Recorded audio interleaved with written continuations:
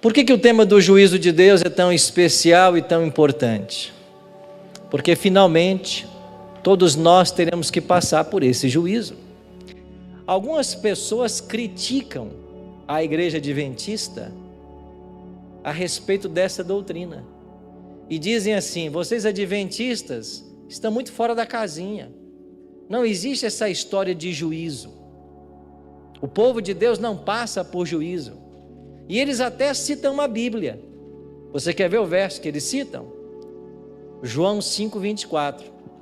E o texto diz assim: em verdade vos digo, quem ouve a minha palavra e crê naquele que me enviou, tem a vida eterna. Não entra em quê? Juízo, mas passou da morte para... Não entra em juízo. Essa história de juízo que os adventistas inventaram não tem apoio bíblico. Muito cuidado com o que você ouve por aí. Tem muita gente ensinando coisas que não estão na Bíblia, ou parecem estar na Bíblia.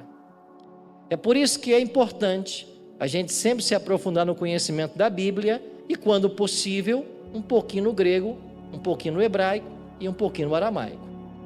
Olha para o grego desse texto. O grego vai nos ajudar. Aquele que crê na minha palavra, naquele que me enviou, tem a vida eterna e não entra em juízo. A palavra juízo na língua grega é crisis. E a palavra crisis do grego pode ter duas traduções: julgamento ou condenação. Então a melhor tradução para esse texto não é juízo, mas é condenação. Assim como acontece na Almeida Revista e Corrigida e na Nova Versão Internacional. Eu vou ler para você agora o texto, como está na Nova Versão Internacional.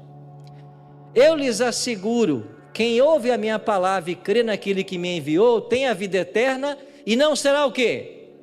Condenado. Mas alguém, para não ser condenado e ser absolvido, tem que passar pelo quê? Pelo juízo. Então Cristo não está descartando o juízo. Cristo não disse que aqueles que creem nele não passariam pelo juízo. Não seriam condenados, mas pelo juízo todos passarão. Pastor, até eu, até você, todos. Mas não é eu que afirmo isso, é a Bíblia. A Bíblia ensina que há um tribunal no céu. E esse tribunal, ele existe para quê? Para definir quem será salvo e quem será condenado. Olha o que a Bíblia ensina. Vamos começar aqui com o homem mais sábio do mundo. E a Bíblia diz assim: antes dele não houve e depois não haverá. O homem mais sábio do mundo disse assim: de tudo que se tem ouvido, a suma é: teme a Deus e guarda os seus mandamentos, porque isto é o dever de todo homem. Homem no sentido genérico. Porque Deus há de trazer aqui juízo, todas as obras, até as que estão escondidas, quer sejam boas, quer sejam, Deus vai trazer a juízo. A Bíblia está dizendo isso. Então quando alguém ensina para você assim: não, eu sou salvo em Cristo e não vou passar por juízo, juízo não é para mim, e você está enganado. Juízo é para todos, é o que a Bíblia ensina. Você não quer crer em Salomão? Então creia no maior teólogo do Novo Testamento, Paulo. Paulo escreveu assim: porque importa que todos nós compareçamos perante o tribunal de Cristo, para que cada um receba segundo o bem ou mal que tiver feito por meio do... Quantos é que vão comparecer perante o tribunal de Cristo? Todos, inclusive Paulo. Você é mais santo que Paulo? Você tinha mais certeza de salvação do que Paulo? Pois ele que tinha essa certeza disse: eu vou comparecer um dia perante o tribunal. Mas se você ainda não quer acreditar nem no homem mais sábio do mundo e nem no maior teólogo do Novo Testamento, e em Cristo você acredita?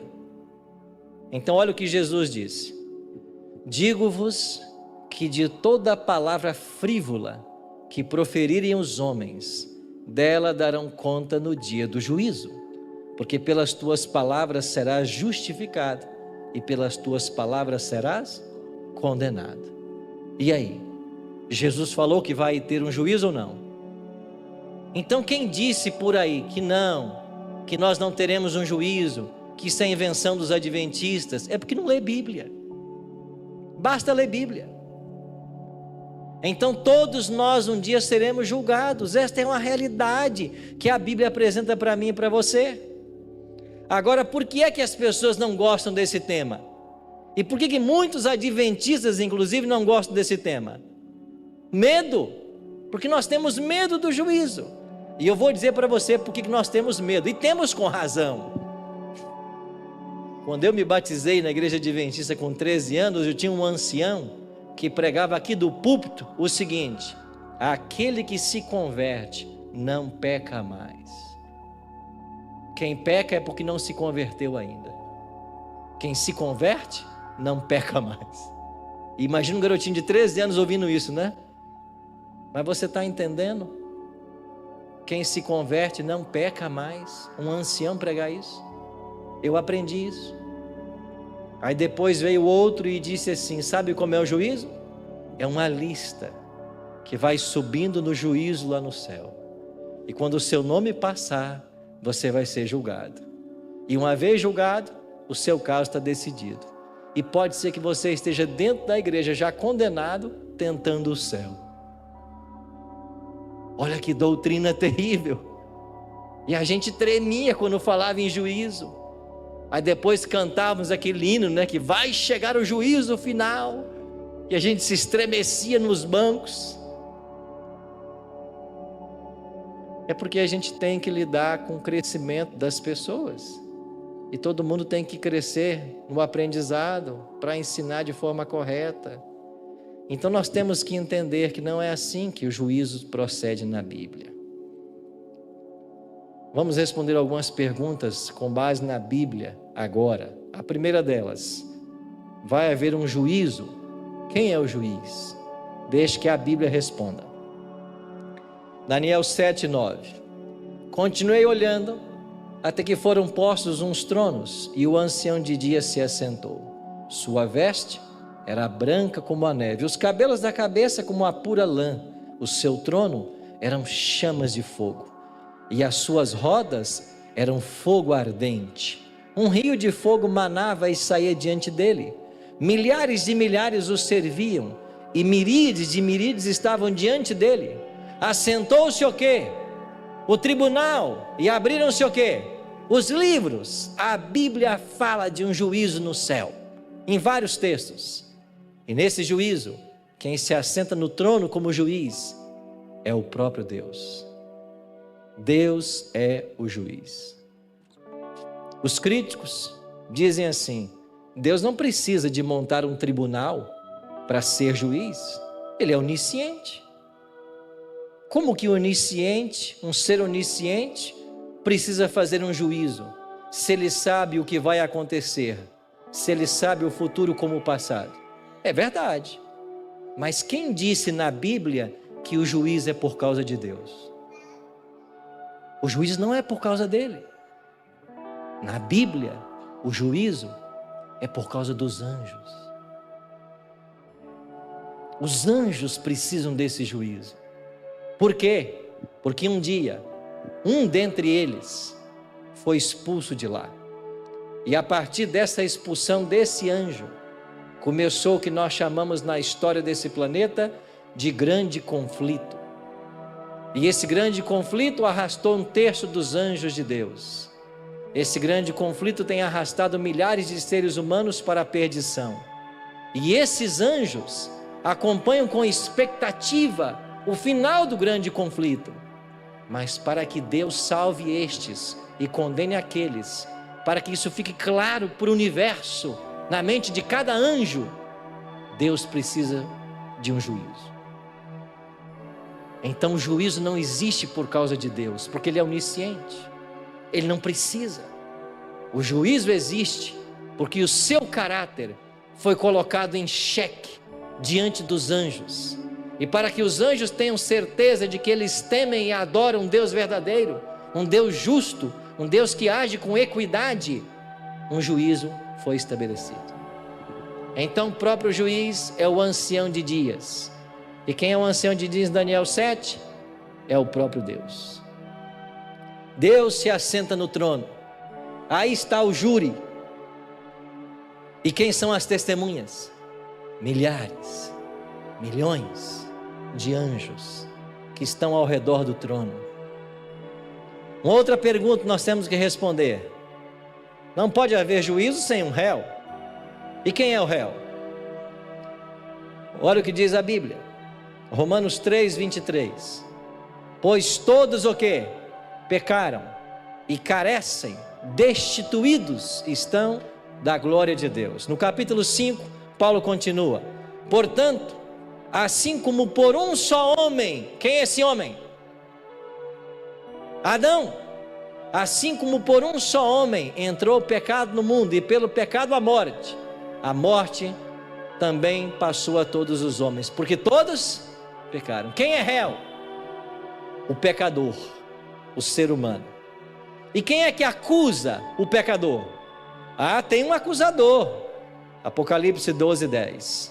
Então ouvi grande voz do céu proclamando: agora veio a salvação, o poder, o reino do nosso Deus e a autoridade do seu Cristo, pois foi expulso o acusador dos nossos irmãos, o mesmo que os acusa de dia e de noite diante do trono de Deus. Quem é que está com o dedão apontado para você? Satanás. Ele é o acusador. Ele acusa você. Ele não só acusa você, ele acusa o ser humano para culpar Deus. Eu li essa semana uma história muito interessante, uma ilustração, uma conversa fictícia.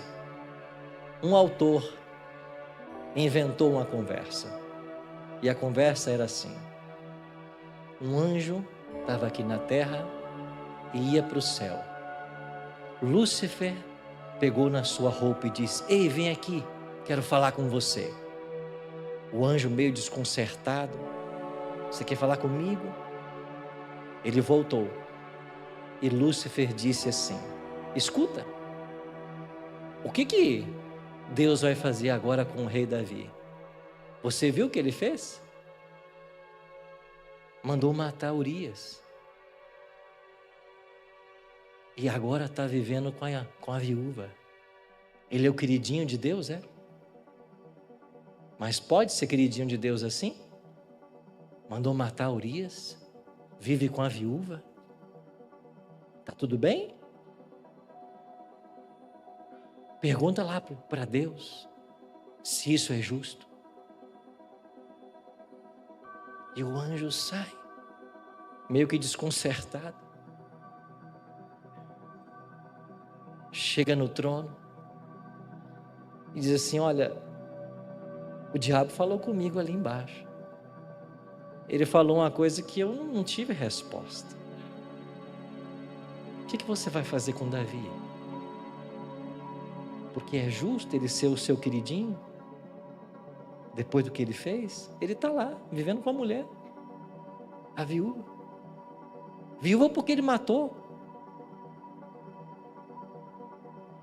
Nessa ilustração, Deus vira para o anjo, põe a mão no seu ombro e diz assim: você ainda vai saber o final da história. Por enquanto, confie em mim. Tá bem? E o anjo sai confortado. Sabe o que é juízo? É isso. É Deus dizer para o universo: espera um pouco, confia em mim, porque quando o juízo acontecer, você vai entender o porquê das coisas, e você vai entender por que ele é meu queridinho. Você entende por que tem que haver um juízo?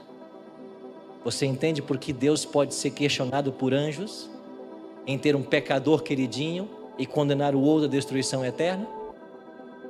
Tem que haver. E quem é que acusa Deus? Satanás. Quem é que nos acusa? Satanás. É por isso que tem que haver um juízo. E nesse juízo, nós vamos ver agora como é que funciona. Ele tem uma norma. Essa norma tem que ser seguida. E qual é a norma desse juízo? Tiago 2,12. Falai de tal maneira, e de tal maneira procedei, como aqueles que hão de ser julgados pela lei da liberdade. E que lei da liberdade é esta? Basta você ler os versos 10 e 11. O verso 11 cita 2 mandamentos do Decálogo. A lei da liberdade é a lei de Deus. Então qual será a norma do juízo? A lei de Deus. E você que nos acompanha pela internet, mais uma vez quero falar com você. Porque a norma do juízo é a lei de Deus. Sabe o que está acontecendo hoje? Um verdadeiro ataque à lei de Deus. E por que o diabo está levando muitos a atacarem a lei de Deus? Porque ele tira a norma do juízo. Ele tira o padrão de conduta. E se você tira o padrão de conduta, o que sobra? Não sobra nada.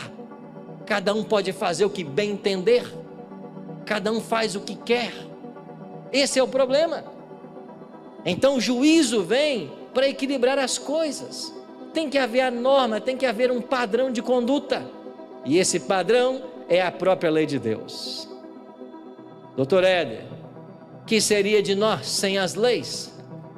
Se alguém pudesse passar com um carro agora na frente dessa igreja a 150 por hora, atropelasse uma criança, um filho teu, e nada fosse feito, que mundo seria esse? Um mundo sem leis? Não existe, não há possibilidade de harmonia, de felicidade sem leis. E a norma que Deus estabeleceu para esse juízo são os 10 mandamentos. Mas como, pastor, que Deus vai julgar cada ser humano, dos bilhões que já passaram, dos bilhões que existem? Como que Ele vai julgar cada caso? Ele não precisa, porque Ele é onisciente, mas os anjos não são. Os anjos não podem compreender tudo o que acontece no universo, com todos os seres humanos. Então existem livros de registro. Pastor, quantos livros tem no céu? A pilha deve estar grande, né? Tire isso da sua cabeça, essa imagem. Isso é uma ilustração. A expressão livros, rolos, usado na Bíblia, ela não está falando de um rolo físico. O que existe no céu é uma forma de computar dados que nós nunca imaginamos, muito avançada. E nesta forma de computar os dados, o que é que está sendo guardado? Deixa que a Bíblia responda. Daniel 7,10. Um rio de fogo manava e saía diante dele. Milhares de milhares o serviam, e miríades e miríades estavam diante dele. Assentou-se o tribunal, e o que foi feito? Abriram-se os livros. Que livros são esses? São os livros de registro. O salmista escreveu assim: contastes os meus passos quando sofri perseguições. Recolheste as minhas lágrimas no teu odre. Não estão elas escritas no teu livro? O que é que Deus está escrevendo? Cada sentimento humano, cada lágrima derramada, tudo o que acontece conosco estão nos livros de registro. Cada ato, cada palavra, cada pensamento, tudo está registrado. Cada ato, cada palavra, cada pensamento, para que Deus possa ser justo, para que ninguém sofra injustiça. Por isso há os registros. Mas Deus criou um grande problema, porque quando Deus passou a registrar cada ato, cada palavra e cada pensamento, os livros automaticamente detectaram de que Deus está lidando com filhos e filhas tremendos pecadores. Agora Deus tem um problema. Deus criou um problema. E qual foi o problema que Deus criou? Como é que Ele pode salvar pecadores? Ele só pode deixar entrar no céu as pessoas absolutamente perfeitas. Se houver um uma só falha em nossa vida, nós estamos fora. Esta declaração que eu acabei de ler é 100% bíblica. E a teologia adventista ensina isso. Deus só pode levar para o céu pessoas absolutamente perfeitas. Porque se não for assim, o diabo vai ter razão. Você entendeu o problema que Deus criou? Agora, como que Deus resolve?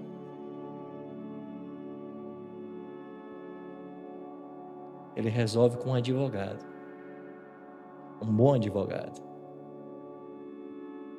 E a palavra de Deus diz assim: João, discípulo do amor, escreveu: Filhinhos meus, estas coisas vos escrevo para que não pequeis. Qual é o ideal de Deus para mim e para você? Não pecar. João deixa claro isso. Mas João também está consciente da própria situação. Ele diz assim: se todavia, não é o ideal, mas se todavia alguém pecar, nós temos o quê? Um advogado junto ao Pai. Quem é o advogado? Jesus Cristo, o justo. Então sabe como é que Deus soluciona a equação? Deus te dá um bom advogado. Ele não só é um bom advogado, ele é um advogado que nunca perdeu uma causa. Não só isso, o advogado é filho do juiz. E você acha que o juiz vai querer condenar o cliente do filho dele?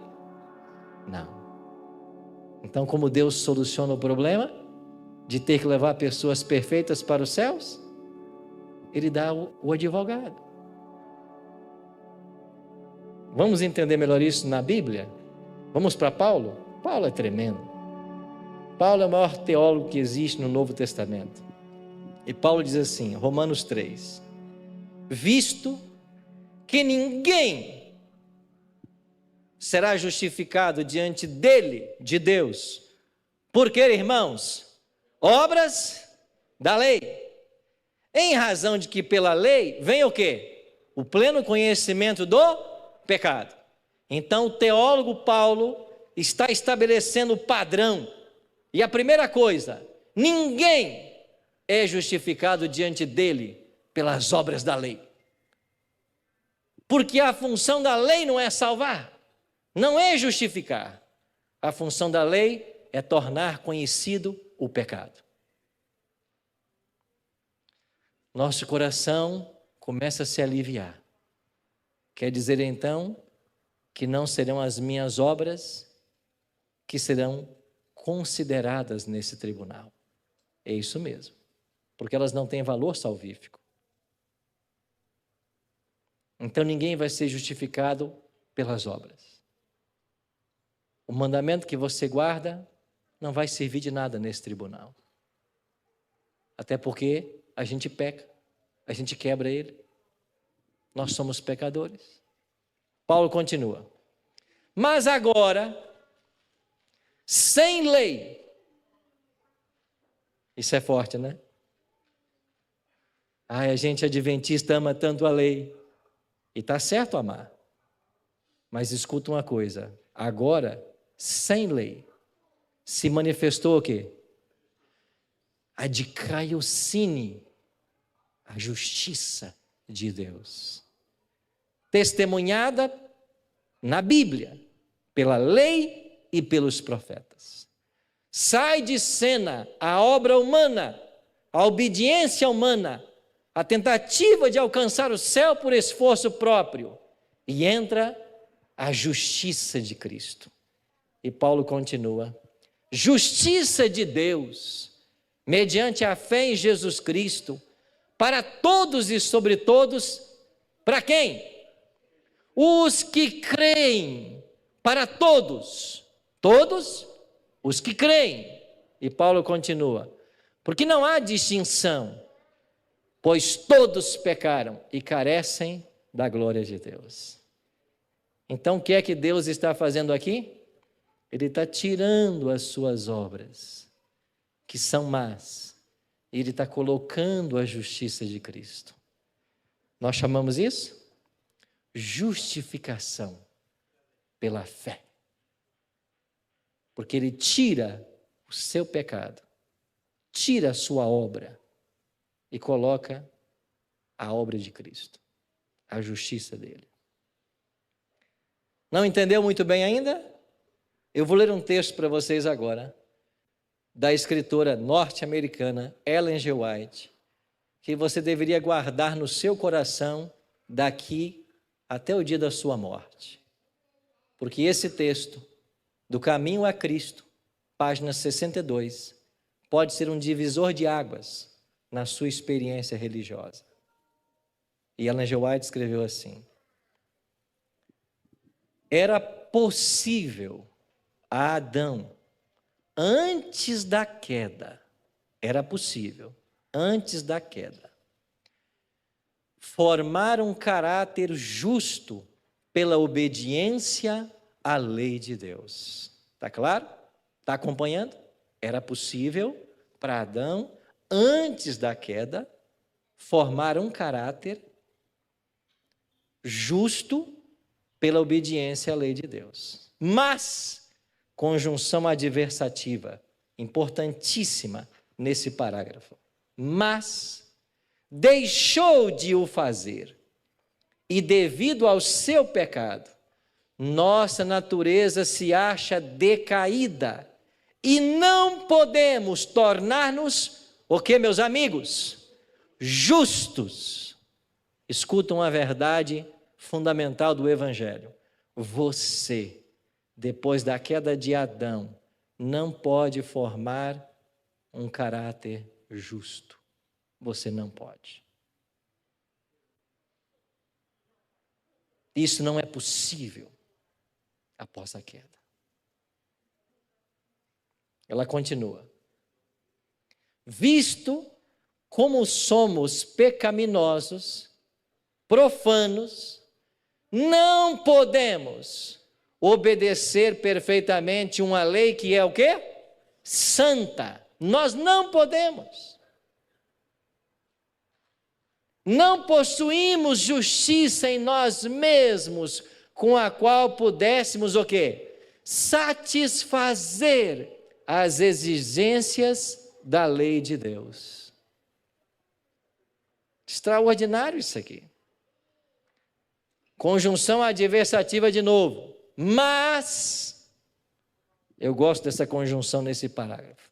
Mas, Cristo nos proveu um meio de escape. Ela está escrevendo. Nós não podemos formar um caráter justo. Nós não podemos obedecer perfeitamente à lei de Deus. E você quer ver a prova? Levante a mão quem essa semana não pecou. Levanta. Estou esperando. Levanta.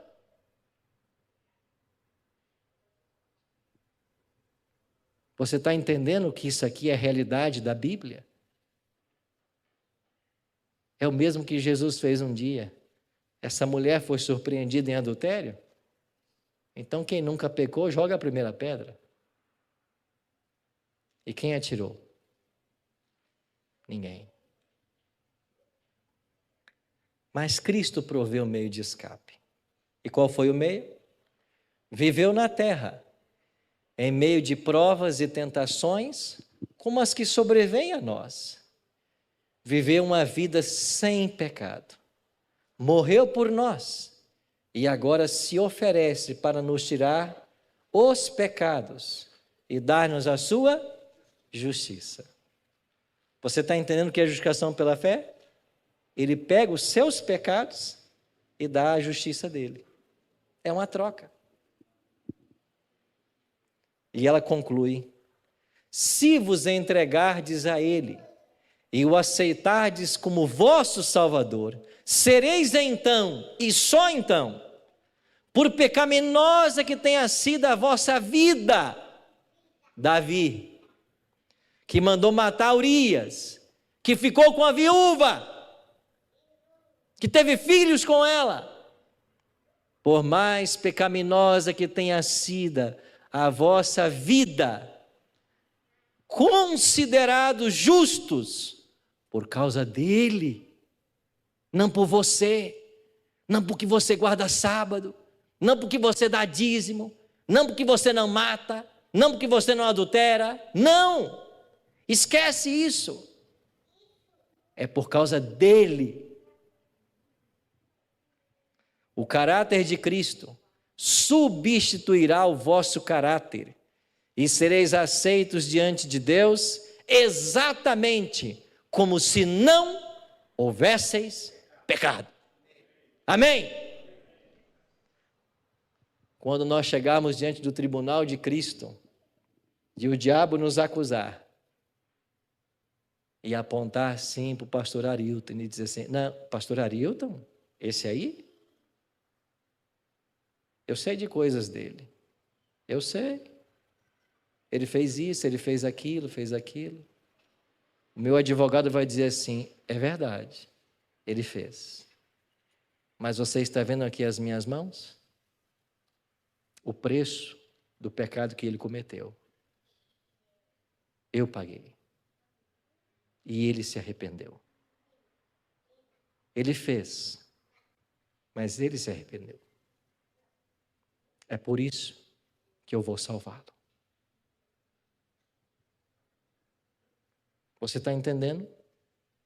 O advogado faz isso. A única solução que você tem, que eu tenho, é esse advogado. A única. Porque você vai comparecer no tribunal como? Do jeito que você é? Com as coisas que você faz? Que ninguém sabe? Com as coisas ocultas? Que ninguém sabe? Pastor Disseu não sabe? Pastor Arilton não sabe? O primeiro ancião não sabe? Mas está lá registrado. Você vai comparecer? Você está perdido. Mas se você vai com o advogado faz o quê? Tira a sua culpa. Apresenta a sua justiça. Agora, a única solução é você se agarrar a esse advogado. Só tem essa saída. Pastor, e o que esse advogado pede em troca? Ele pede uma coisa em troca. O que o Senhor pede em troca da justiça que Ele vai dar para você não ser condenado no tribunal, mas ser absolvido e ter a vida eterna? Qual é a única coisa que Ele pede para você? Eu vou mostrar uma foto e você vai dizer o que é. Ele pede isso.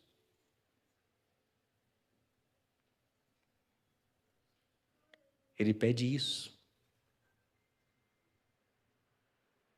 Ele pede isso. Você tem que crer. Crer nele. Como seu advogado. Ah, pastor, eu não creio na Bíblia. Não creio em Jesus. Não creio em nada. Direito seu. O fogo te aguarda. Não, pastor, eu creio na Bíblia. Eu creio em Deus e eu creio em Jesus como meu advogado. O céu te aguarda. Ele só pede isso. Você tem que crer. Quanto tempo você tem? O juízo já começou. Ele está em andamento. Mas você não sabe quanto tempo você tem. Nem eu sei. Sabe por quê? Porque nenhum de nós pode garantir que amanhã vai estar vivo. E se nós não sabemos quanto tempo tem, a decisão mais sábia que nós podemos tomar é o quê? Nos colocar nas mãos desse juiz, desse advogado, e pedir que ele interceda por nós. E quando a gente faz isso, a sua vida de pecado, que só você conhece, ela é descartada. E a pura vida que Jesus levou sem nunca ter pecado é colocada a seu crédito. E quando o ancião de dias, que é o Pai, olhar para você diante do tribunal de Cristo, ele não vai ver nem as suas boas obras, nem as suas más obras. Ele vai ver a pura justiça de Cristo. E como ele não pode condenar Jesus, que nunca pecou, você é salvo por tabela. Você é salvo por causa dele. Por isso, Senhor, justiça nossa. Quer ser salvo? Então você precisa desse advogado. Só existe esse caminho. Pastor, quer dizer então que a lei tem que ser desprezada? Não. Quando você ama esse advogado, ele te conduz no caminho da obediência. E mesmo amando esse advogado, haverá momentos que nessa estrada você vai tropeçar, você vai cair. Mas eu queria terminar contando para você duas coisas. Quando a gente se casa, a gente vai num cartório e a gente cria um documento chamado certidão de casamento. Mas às vezes que você briga com a sua esposa ou com seu esposo, às vezes que você magoa quem você ama, não quer dizer que a certidão foi cancelada. Não é assim? Você brigou com o cônjuge, você magoou, mas a certidão não foi cancelada. Você também, quando adota uma criança, a gente cria um documento de adoção. E quando essa criança que foi adotada desrespeita você, faz coisas que você como pai e como mãe não gosta, isso não quer dizer que a certidão de adoção foi rasgada. Então, quando você se entrega a Cristo, e às vezes que você peca, que você sai do caminho, que você se afasta, não quer dizer que a salvação foi acabada. Não quer dizer que você foi rejeitado. Sabe o que o pai faz? O pai vai lá, levanta você e diz assim: vamos de novo, eu vou te ajudar na caminhada. E se você acha que você é muito santo, que você nem peca, é porque você está muito longe dele.